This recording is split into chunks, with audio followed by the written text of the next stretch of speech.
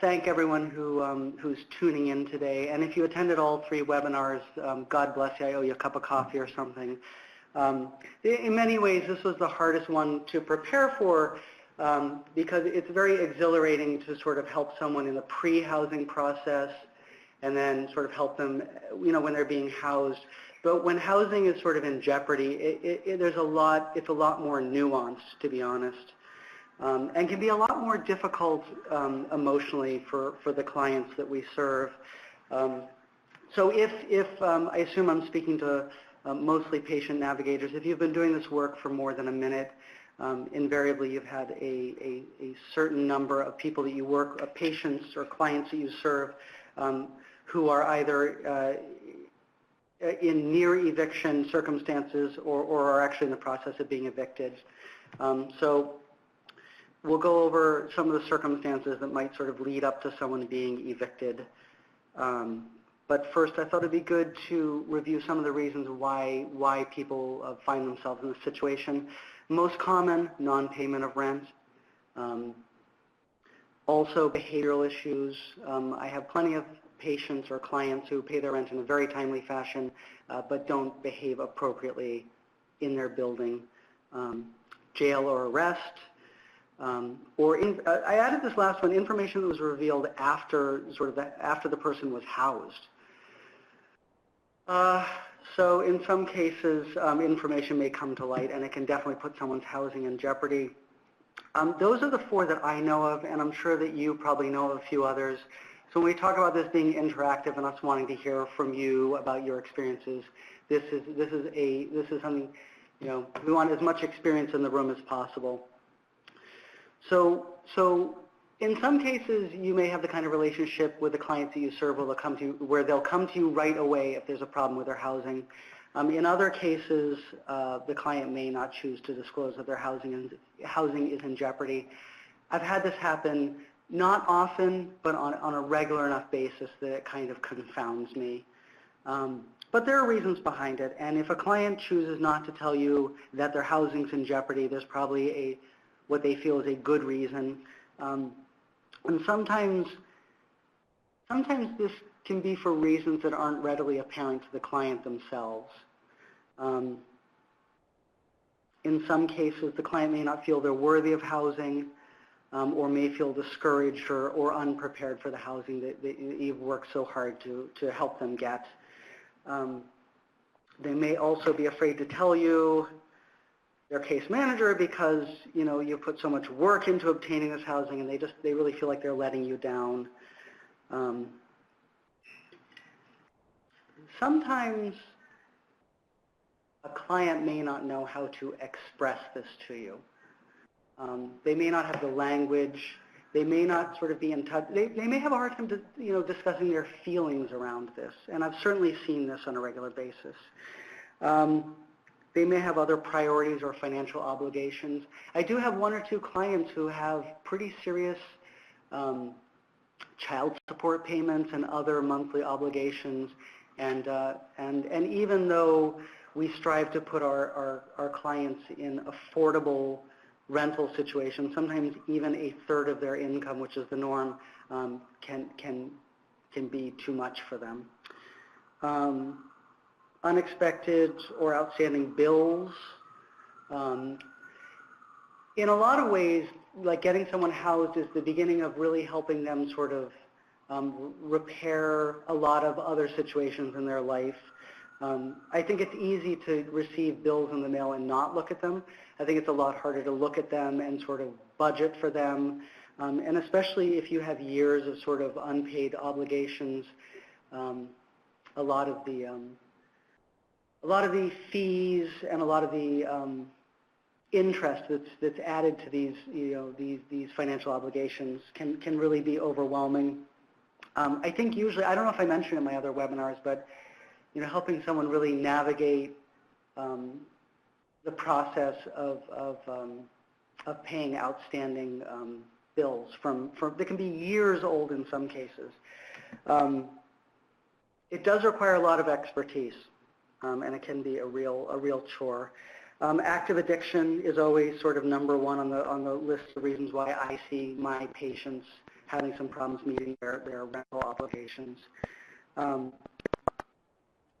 Active addiction can also not only be responsible for someone not paying their rent, it can also be directly responsible for some of those behavioral issues in housing that can cause someone to be evicted, even if they're paying their rent in a timely fashion. Relationship issues, as we mentioned last time, sometimes people do want to jump right into a relationship after they're housed. Again, you can be paying your rent every month, and a bad relationship can really jeopardize that housing. In some cases, your patients or clients may not be low income, they may be middle income. They may be in what's called a tax credit building.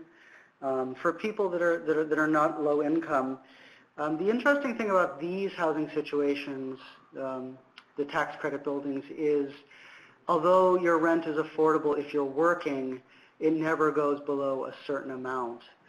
So I've had patients that were working steadily, working full-time, earning $2,000 or $3,000 a month. Their rent was $700, very affordable. For whatever reason they lost their job, and in one tenant's case particularly, his rent would never go below $700, and when he had no income and was getting reconnected with disability, there was a gap there, and he did lose his housing because of it. So I'd be interested to hear from you all whether tax credit or housing for middle-income folks exists in your state. If it is, I'd love to hear what your experiences have been with it. We're going to stay on this slide because I also, in doing some research, I also realized that not only is it possible, not only possible for your landlord to bring a case against you, it's also possible for tenants to bring cases against the landlords. I think, so there are three main types of cases that clients can bring against landlords. Illegal eviction, cases where the client is asking the court to order the landlord to make repairs on the apartment or building. And then there's a third circumstance, which is very unusual that I won't go into. I think the important part is, what we're going to do, we're going to talk a little bit about sort of like housing court and the eviction process. There's a lot of technicalities involved in this process. It's very nuanced. We, as the patient navigators and case managers, really what we're doing is we're helping our clients navigate the eviction or near eviction. Really what we're trying to do is save their housing. Whether you stand a chance or you don't, it looks fairly obvious that they're going to be evicted. We're the ones that are really collecting the paperwork. We're really the ones that are sort of helping to clarify the client's position on why their housing should be preserved. A lot of the eviction process is centers around paperwork. So it's really important that we have copies of every single document that we can possibly get our hands on. It's great to show up to court. Well, it's great to avoid court. But if you show up to court, it's even better to show up with as much paperwork as you possibly can gather, because if you don't need it, you don't use it. But if you're called upon to provide proof, it's really good to have it handy.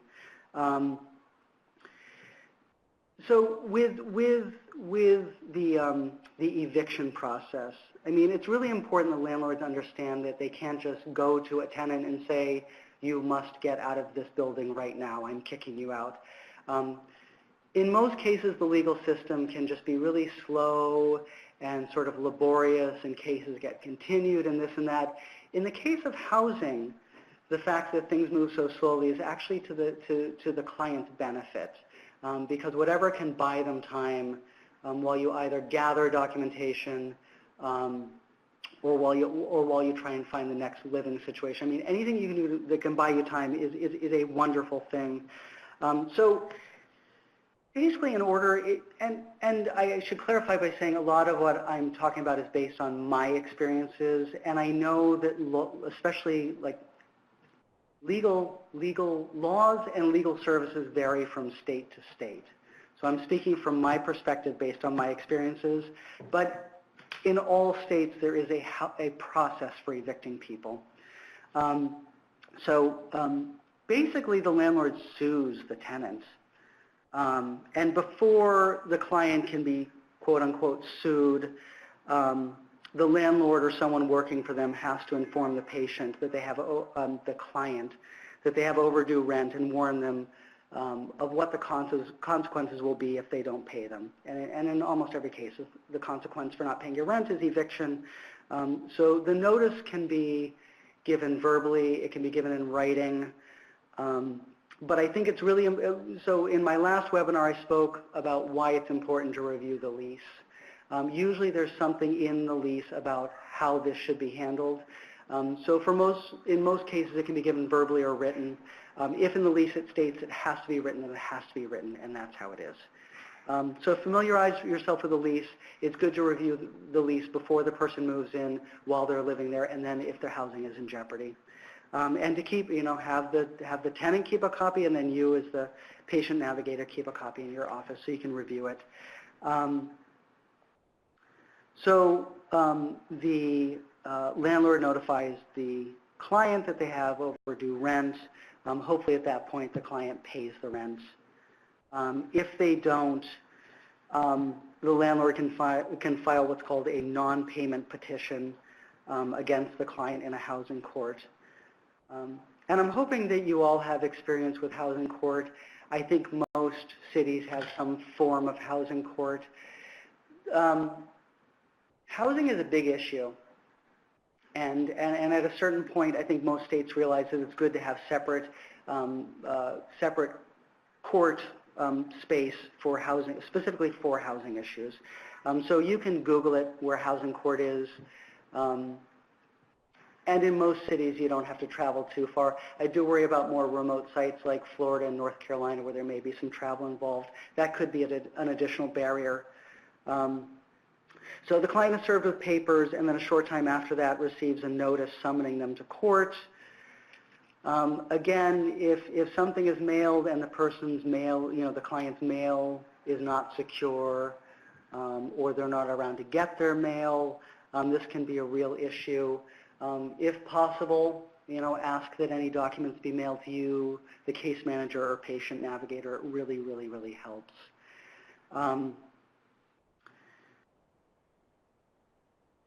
So if you or the client received paperwork from the court and didn't respond, it could result in a default judgment being entered against the client, and this means they will be evicted. I mean, it's the same as not showing up to court. I mean, you're basically sort of saying, okay, you got me, no contest. So you want to make sure that you do respond to any paperwork that's given to you. And I think my experience has been that any sort of paperwork that you receive will have very clear instructions on what your options are and how to respond. And if you have any sort of question, you can always call the housing court and ask them to clarify. I've found that they're very helpful there. So when the client receives the paperwork, they can go directly to housing court to respond, or in some cases you can set up an appointment. The way that most housing courts I found are set up is, they have these walk-in hours, and you may have to wait a while, but you can respond pretty immediately and be heard. If you decide to answer in writing,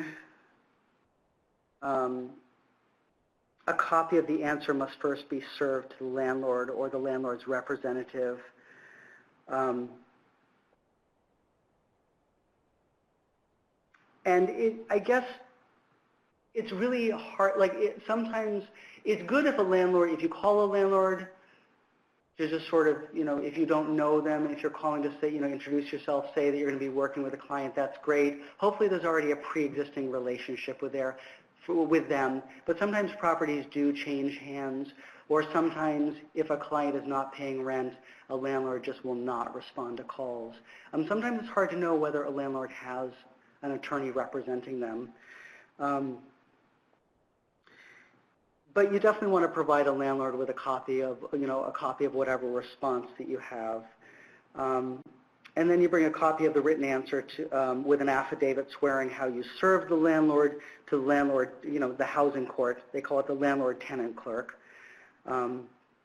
If you choose to respond orally, you still have to go into housing court.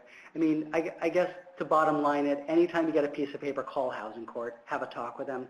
Acknowledge that you received this documentation, tell them that you plan on responding to it, and let them know what your plans are. And let them know that, if you have the client present, that would be even better, but it's good that they hear from you. A lot of what happens in court is about them recording your testimony, your defense, your information. They take copies of paperwork. It's just, again, I can't say this enough. It's good just to build a separate housing file, keep it in a place that is easily accessible. Landlords, as I said earlier, landlords just cannot lock someone out of their apartment. I've had landlords try it in the past. There is a way to address this in housing court. And I've had some success with it, actually. But if you are going to housing court, bring all the paperwork that you have on the client. But I think it's good to bring copies of rent receipts. In some cases, I think, even if a client hits a patch where they can't pay rent, in most cases there are months before that where they have paid rent in a timely fashion. I think you want to be able to demonstrate that to the court. If there's any sort of problems with, basic things within the apartment, heat, hot water, repair services, I think you want to bring any sort of proof of that. It's fine to bring photographs of problems in the apartment, copies of anything that you've sent to the landlord or their representatives. This is really hard to do, but I think it's great to log anytime you speak with the landlord, especially if there are repairs that need to be done in the apartment that are not being done. Make a log. You can usually pull this from any sort of database that you use. You can pull dates. I think it's harder when a client is calling on their own and maybe not tracking this information. Any sort of receipts for repairs that that the client has made or that you've helped the client implement. And also, if your case is scheduled for a hearing or a trial, also bring along any witnesses you think might be useful. It says here your witnesses must be present for the hearing or trial because in general sworn statements and affidavits are not permitted at a hearing or at a trial. I have brought documents in the past, but I really do think a live person, you don't want to bring in like 50 people, but I think bringing in, if there's someone that's worked especially closely with the client on housing and can also verify, I think that would be really good.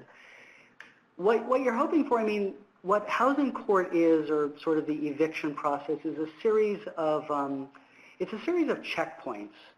And hopefully what you want to do is you want to resolve any sort of conflict before it even gets to the point of going to court.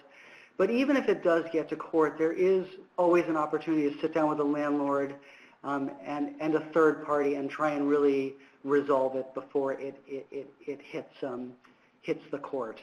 And in some cases, landlords, you have to think about what everyone wants. All the parties involved in this want. The courts don't really need more housing cases that can be resolved clogging up the courts. The landlord just wants his money and or wants the client to sort of resolve whatever behavioral issues or non-payment issues may be going on, and hopefully, your client just wants to stay housed. So hopefully there's some sort of intersection there where you can just really negotiate with them and maybe ask the landlord, well, what would help resolve this situation? Sometimes you'd be surprised, sometimes landlords are really willing to work with you. But sometimes things do reach a point where you kind of can't save the housing. And again, I'd be interested to hear what your experiences have been with these situations where housing is just, it's gone. All of this is really based on how good your working relationship with the client is. Again, if you have these sort of like regular and routine check-ins, with the client, then things will go a lot more smoothly than if if you've been calling them, trying to get a hold of them, you can't. If you're calling them and you can't get a hold of them, maybe a letter would work, or maybe they have some other person that they're working with that can help connect you. But again, as I mentioned at the beginning of the webinar, if a client is in a jam, maybe they've relapsed, it's not what they want, they're very embarrassed and don't know how to correct the situation, they may not come running to you, they may be really hard to get a hold of. I've seen this on more than one occasion. I think what clients don't realize is that, there's a lot of stressors in housing, and that a lot of the reasons why people's housing, becomes jeopardized are, we see it on a regular basis. I don't know if our clients know that we see it on a regular basis. So I think it's very important to normalize. You want to normalize whatever is going on by just acknowledging that at one time or another, everyone has had a hard time paying bills or paying rent on time. That doesn't really matter as much as how you address it and how you deal with it. And I think it's important, I think clients need to hear that in the case of non-payment of rent, it is not a problem that just goes away. I mean, eventually it has to be addressed, it has to be discussed, and the best way to do that is with a team approach. And I think once clients start talking about it and are allowed to sort of acknowledge their own concern over the situation, then I think it can oftentimes lead to a very rich conversation about how to deal with the problem at hand and then how to address it in the future. But I mean, I think clients would be very relieved to know that sometimes case managers don't pay their rent on time, or sometimes nurses don't pay their bills on time. It is part of being housed. It's just as much a part of being housed as anything else. Truly, there's no room for judgment in housing, and housing is a struggle. So just make sure you acknowledge that with your clients. But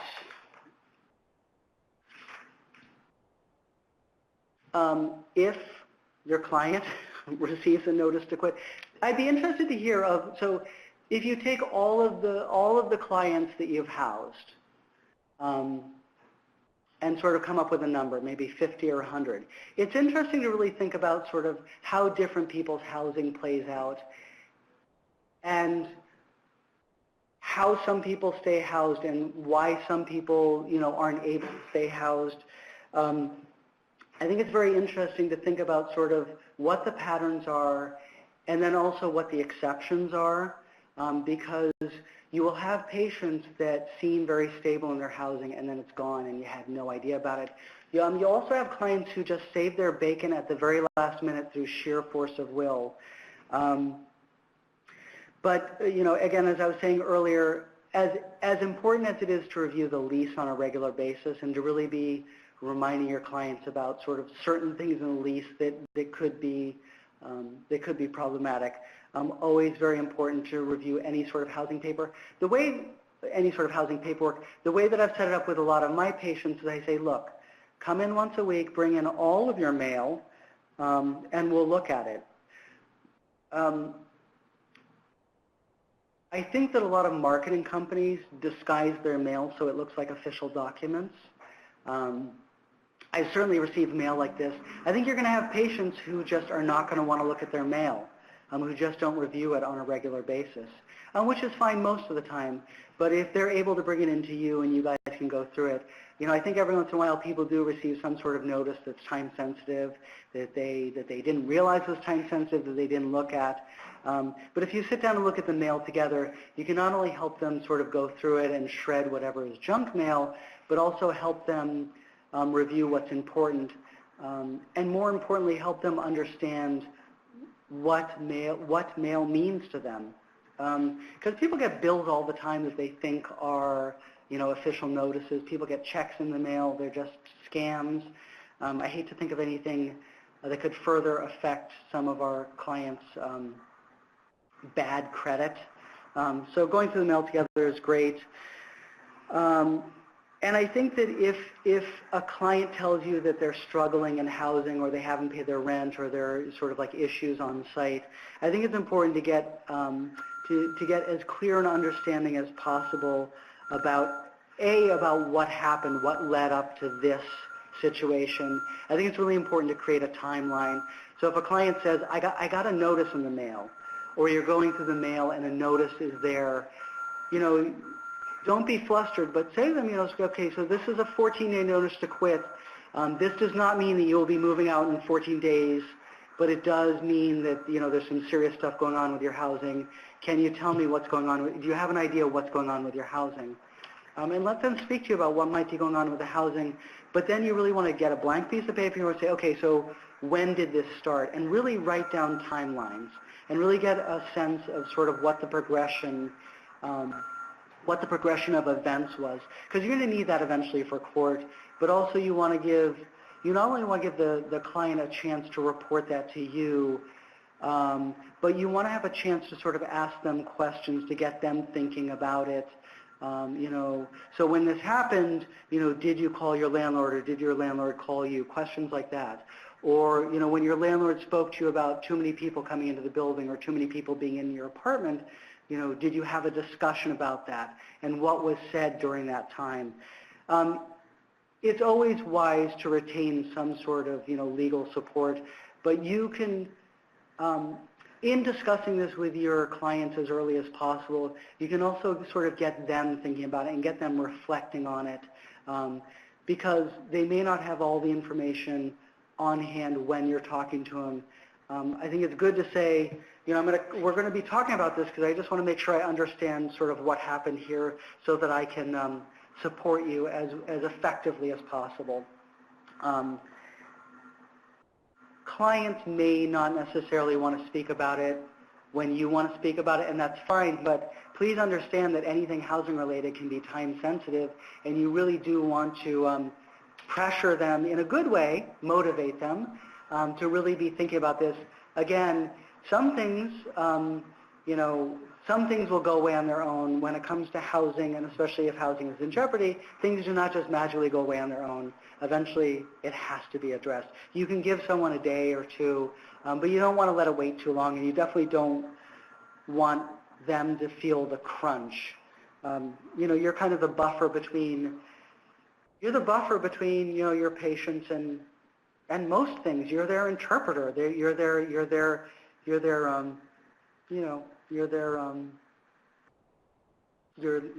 liaison, I guess is the word I would use. And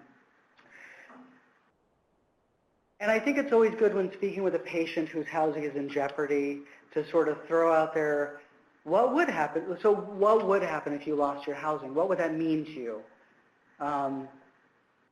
And I wouldn't even say if you lost your housing. I'd say, what would you do if we had to put your housing aside for now? I would find some way to use very gentle language. But what you want to do is you want to inquire about whether they've been thinking about it or whether they're resigned to it. If someone really does not want to be in housing or in the housing that they're in right now, I think that's different than if someone does want to be in housing or the housing they're in now but just doesn't know what to do and is frustrated. So if you say to someone, what would you do if we had to put your housing aside, and they have this very concrete plan that they say, well, I would go and stay with my sister, I would put my stuff in storage, I would do this and that, it shows that they've really been thinking about it. And then the follow-up question is, well, is that what you want? Because all of this has to be client-driven. If they want to fight for the housing, then that's what you do. But if they say, I really can't take it, I don't want to be there, it's not good for me or whatever, I want to forfeit this housing, then that's what you do. And I think it also depends on what resources are available in your area to help them transition out of housing as safely as possible. But again, I normally if someone says, I definitely want to fight on this, I want to keep my housing, or I want to be housed, I just don't want to be housed here and I need some help, I would immediately either check with my coworkers if I didn't already have contacts, or I'd check with a local aid service organization about what legal resources are available in your area. And if that didn't work, I would hit Google and I would type legal resources. I think housing resources are very different than other types of legal resources in that, if someone wants disability, there are lawyers crawling out of the woodwork because they want a third of whatever retroactive payment the person's going to get. With housing, it's harder to find resources, but the lawyers that do housing, like our housing specialists, they tend to do it like for a long time and tend to be very, very good at it. And I think it's great for a lawyer to be able to tell a client sort of what their options are from a very experienced point of view. And the great thing about like you asking your client a lot of questions, a lot of details about their housing, it's just a warm-up for what the lawyer's going to do. And I always say to my clients, I say, lawyers are like computers. They will ask for details, names, dates, and they will be relentless about it. They're not pressuring you for no reason. They're asking you because they need to be clear about this before they step into court. With me, I sort of fill in the blanks. I take guesses. I love as much information as I can get, but if I can't get it, I sort of wing it. Lawyers are not like that. And certain professions attract certain personality types. So a lawyer is going to just sort of dig, and go deep. And I always warn my clients to be prepared for that. It's not them personally. That's what lawyers do. But obviously for any sort of like legal, like a meeting with a lawyer, I would want to attend, or I would want one of my team to attend, or if the person feels more comfortable with another service provider. It's important that that someone be there besides the client and the lawyer, just to sort of, again, help interpret, help explain, and more importantly, help set the patient's mind at ease about this. But lawyers usually have no problem saying, the question we want answered by the lawyer is, do we stand a chance? And if the lawyer says yes, how much of a chance? And a lawyer will tell you in very concrete terms, and usually they're right on the money. And if it depends, actually, if the nature, if the reason for eviction is sort of based on discrimination. I mean, I do usually check with the aid service organizations in the area. But I think there are other places in Boston. We have a lot of legal resources. If it is discrimination, I think there's actually a wider net to be cast in terms of finding legal resources. And coming back to I'm kind of making it sound a little binary about asking a client about, do you want to keep this housing? Yes or no. In some cases, it might be maybe, and they might need some help figuring out sort of whether that maybe is a yes or no. And there's always the chance that there's stuff you don't know about the housing. When you sit down to ask the client about the sequence of events that led up to the 14-day notice to quit, or the court date, or any of that stuff, I mean, I think you really want to, you're getting the client's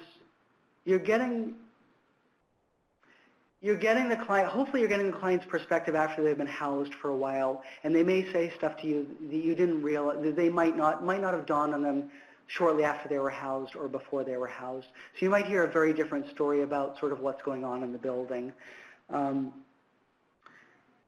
Again, it all depends on how good your working relationship with the client is and how open the communication is. As long as they know they can speak their mind and there will be no judgment attached, and your only goal is to try and help them and save this housing, I really don't see how you can go wrong.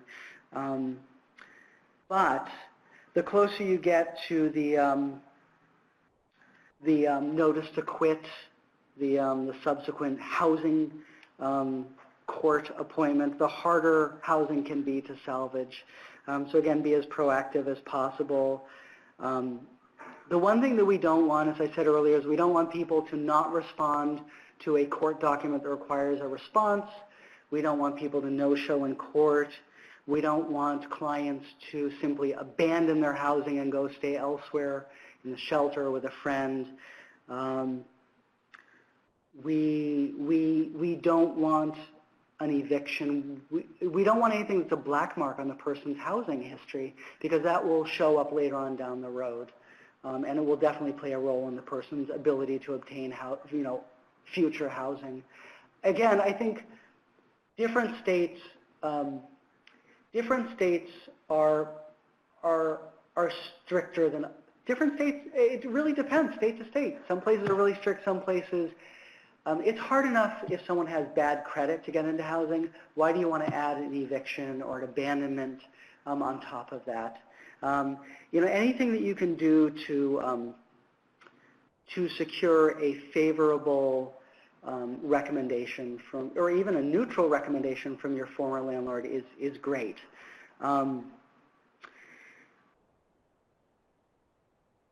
I think sometimes, you know, before a case reaches court, if you have an agreement with the landlord, and part of the agreement is, you know, if the person starts paying their rent in a timely fashion, or if the behavioral issues in the building stop, you know, I would also like to request a recommendation from you so that we can use it for future housing. I think sometimes I've had landlords agree to that. It doesn't have to be a rave. It doesn't have to be 5 stars out of 5 stars. But it can be, you know, you could even write it and say, you know, I can write it and I will make it sort of neutrally worded. And if you'd be willing to sign it, that would be great. And sometimes landlords will definitely agree to that if they get what they want. We always want to make sure that emergency contacts are up to date in the records so that if a client does disappear, we can contact them. It's really hard. I mean, during those 6-month updates, it's a great place to say to the client, you know, I know during our 6 months ago, your emergency contact was listed as this person. Is this still the person you want as your emergency contact? And if they say yes, you say, well, is their number still this? And if it is, it's great. I have certain patients where their emergency contacts seem to change every 6 months. If you have a time-sensitive situation, you definitely want to be able to get a hold of the client. And it's important that the client realize that what that means is your emergency contact is someone that we call and we say, hi, this is James from so-and-so's medical, you know, doctor's office. I'm trying to get a hold of them. Is there any way you could pass along a message? Or do you have a current number? Or do you know how I could get a hold of them? We won't disclose anything about their housing or their health or anything else, but it is so that we can get a hold of them. Sometimes patients end up in the hospital unexpectedly. We don't necessarily know it, and we have a hard time getting a hold of them. Having an emergency contact to let us know that means that we can go visit them or contact them or support them, so it's a good thing. Hospitalization, incarceration, section, detox, other treatment programs, staying with friends, on vacation. I love it when I can't get a hold of a client and then I hear that they're on vacation. It shows they're actually enjoying their lives. It's a wonderful thing. Next slide.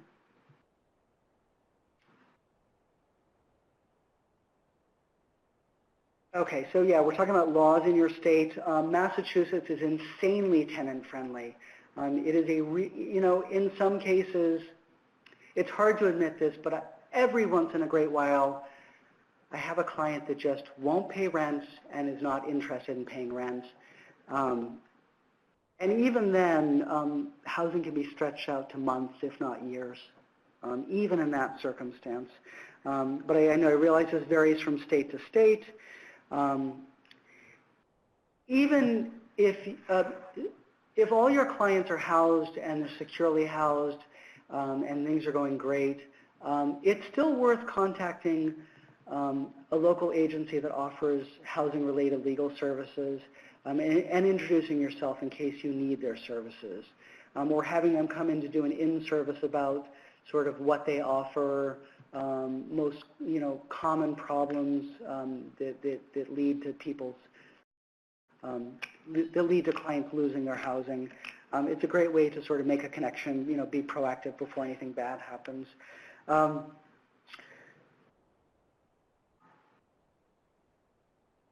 And as I was saying earlier, it's great to bring someone to court.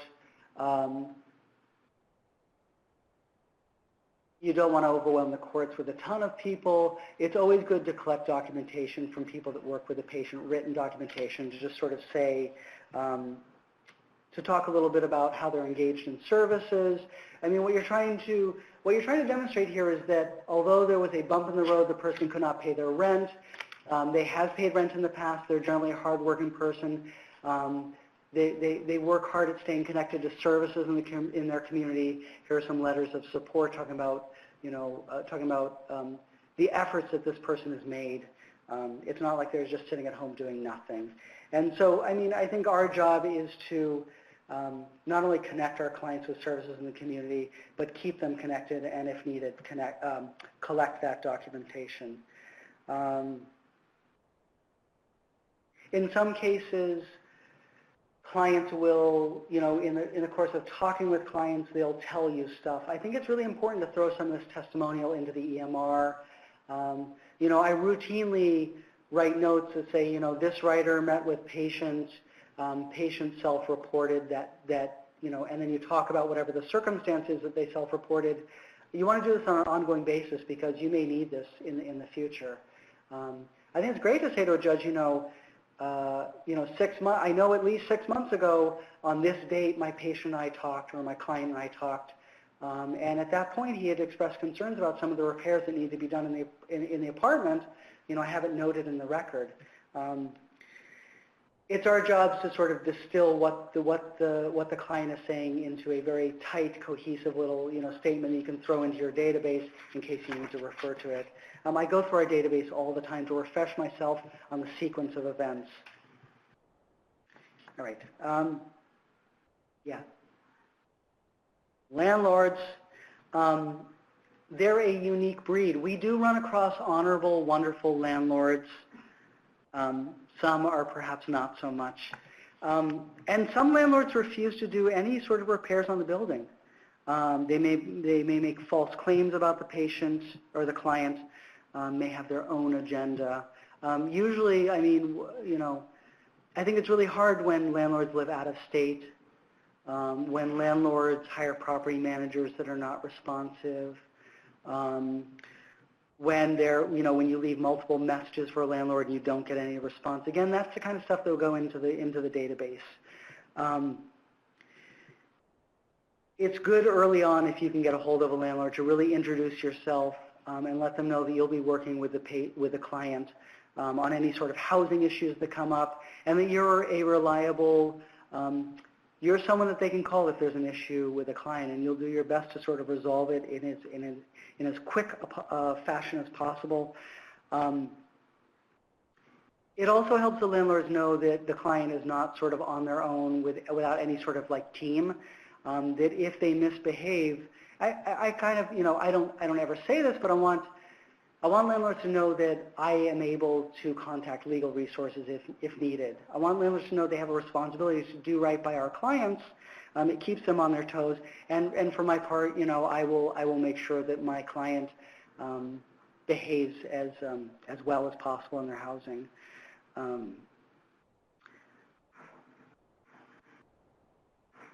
We want to talk to our landlords, about, so early on in the relationship, we want the landlord to know that we'll be helping the client pay their rent. We'll want them to know in what, how they'll be paying their rent, whether it's check or money order, direct deposit. And if there's an issue, especially if it involves non-payment of rent, we want the landlord to know that we will definitely be taking the reins on this and arranging for whatever services are needed to avoid any sort of future dispute. I think it's harder when there's a problem in the building and it's with other tenants of the building. I think it's hardest when it comes down to sort of like he said, she said. I have this neighbor, they said this to me, I said this to them. It's hard to really know what's going on site. I think it's really important. We use motivational interviewing all the time. I think it's important for us to use motivational interviewing if it's sort of a he said, she said, or a problem with another tenant in the building, to really help them sort of understand what their responsibilities are of being a tenant. I say to clients all the time, I say, look, I know your neighbor is a pain in the butt. We can definitely address this with your landlord. Your responsibility is to stay away from them. Your responsibility is to pay rent in a timely fashion. Your responsibility is to call me if there's any sort of like immediate issue. And also I want to work on ways to sort of keep you away from this person that's causing you a lot of grief until we can resolve the issue. Landlords don't always know when there's a behavioral issue in their building. And I think it's really tough. I don't know which is tougher, whether, if the other tenant is a client of yours, that can be very difficult. If the person isn't a client of yours, that can also be difficult. But I think you want the client to know that you're working in their best interests. And with housing, there's only so much that a person can expect from housing. I had a client the other day talk to me about their housing. They just moved in 2 weeks ago. There are some repairs that need to be done, and we took pictures. We sent those to the property management office. But then he was also talking about how when he goes down the street, people ask him for money or ask him for cigarettes, and it's like right outside of his building that we have no control over that. And I think sometimes it's really important to let a client know, it's like, I can help you on site, but when you leave the building, property management doesn't have control over that. It's the peril of living in a city. You're going to walk out of the building, someone may ask you for change. What's important is how you deal with that. It's important for clients to know how far our responsibility and property management's responsibilities extend. If this person were to hurt themselves across the street from their building, that would not be property management's responsibility, and I want the client to know that so they don't have unrealistic expectations. 10 minutes, all right. Again, if there's any sort of discrimination going on based on gender, HIV status, sexual orientation, it would be better off to discover this bias before the client moves into housing than after. Usually that face-to-face meeting with the landlord where you're really talking about sort of like moving in and before the lease is signed, you can usually pick up on any sort of cue, any sort of like body language that sort of may indicate that the landlord, may have a hard time with your client. But even after moving in, if the landlord sort of develops some sort of bias against, there's a million ways to discriminate against people. None of them are acceptable, and there's legal recourse for most of them. If your client is moving out of housing, most landlords will do what they can to try and keep the security deposits, which is why when a client moves in, we take all sorts of pictures of any sort of repairs that need to be done. And we stamp them just so that the landlord doesn't think that they can take the security deposit for some sort of damage that was there long before the patient moved in. I keep those on file. I build a special housing file for the clients that I've housed. At least in Massachusetts, landlords have up to 30 days to return the security deposit. This can be a real problem if a client is trying to transition into other housing in a timely fashion. How are they going to come up with that money on their own? It's caused a few problems in the past, but in most cases, landlords, especially if you have them come in as the client is getting ready to move out and sort of inspect the place, usually they can get it to the client more quick, sooner than 30 days. And if the place you're moving into, if you explain the situation, in some cases they're willing to wait, the 30 days until the landlord releases the money. I'd be interested to hear what the rules or regulations are in your state. Or you may have to go to some sort of rental assistance program to secure additional funds.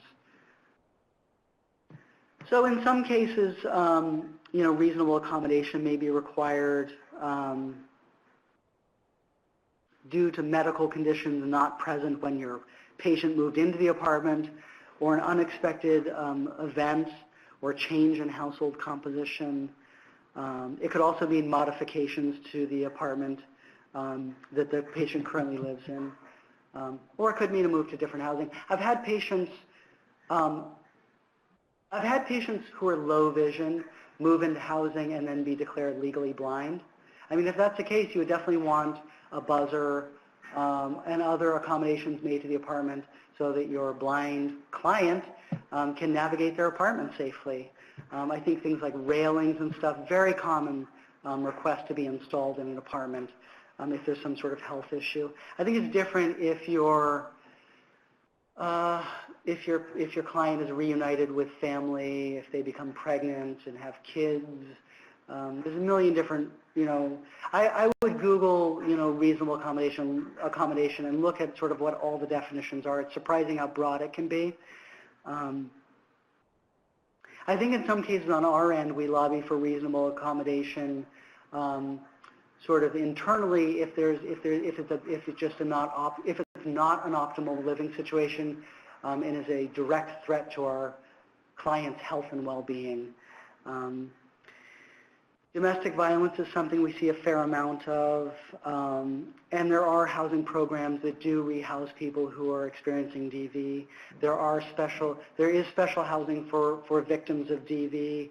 I think that would be a case where it would be far more time sensitive than something like, the person, it's too far away from the person's methadone clinic. I think it's very different than DV, which requires immediate action. But again, that requires the person disclosing this to you, so it all comes back to this working relationship, and communication with the client that you work with. And we're at our last slide. All right. Again, we mentioned payee services in the first webinar. We mentioned the second one. We're going to mention the third one. Payee services, a great way of helping a person, retain their housing. If so, what payee services are available in your area? You can appoint a family member or friend a payee. I found it to be, I've had mixed results with it. Sometimes clients would just want to sort of assign anyone to be their payee, and sometimes it ends in heartache. But the secondary gain of utilizing a payee service is that the secondary gain is that patients' rent gets paid in a timely fashion, but more than that, they usually become more financially stable. I think patients or clients receiving their money throughout the month is more orderly than getting, having their rent be paid and then getting a bunch of money at the beginning of the month and then it's gone by the middle of the month. But checking out payee service in your area is always a good idea. But I found that payee services can really trigger anxiety and anger issues, usually for clients who need it the most. And it's a control issue, and I totally understand. This feeling of not having control of your money can really drive some patients, drive their anxiety up. In terms of retaining housing, would an agreement to enter a detox allow the patient to stay in housing? Would a program allow the patient to stay in housing? And if so, how do you discuss this with your patient? And how do you discuss it with the landlord? I never disclose any sort of substance use issues to a landlord or to a court unless I absolutely have to. What I usually say is, I say the patient is having some health-related issues. We're working on sort of getting them connected with resources. If I can do this and I can prove it to you, would that be okay? I think with a landlord, it's easier to say, look, with a patient, I've talked about a program for a while. I think he or she is finally ready to do this. If I could do that, would you allow them to stay in housing? But I would say program as opposed to detox. Again, there's all sorts of judgment and discrimination, and you don't want someone to be labeled unfairly. And I think in certain cases where someone has so much health-related stuff going on and it directly affects their ability to pay rent, I think you go the opposite route with the patient's or client's permission, because they look, I want to bring in a list of everything that you're dealing with. I know, it's a lot and it's overwhelming. I think it would work. I think it would work in your favor in court. Would you be okay if the lawyer thinks this is a good idea? And if they say yes, then you sort of go for it. I think as long as the important part is showing up to meetings with a landlord, or showing up to meetings with you, or showing up to court. As long as a client is willing to do that, then you do stand a chance. And as long as they're willing to hear what the lawyer has to say, then I think you're in a good place. I hope some of you can share your experiences with us, either the next time we meet in person for an all-grantee meeting, or when we do our Navigator training, or even on the MedHeart website. This is the last of the webinars, and I want to thank you for your participation. Thanks. So I guess it's exactly 1 o'clock, so we don't have much time for questions or anything like that, or just you know, any comments and response.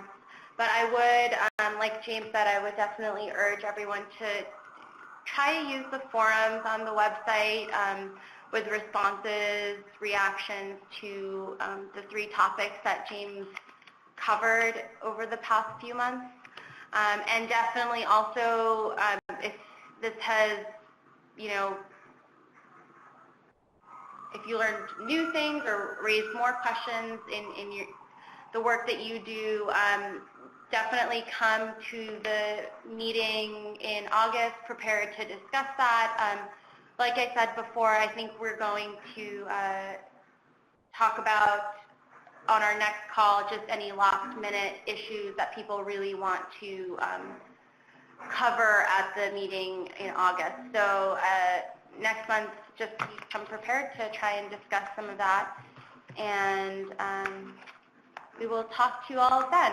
Again, that call will be on July 16th. So we look forward to it, and thank you all for participating today. Have a good day.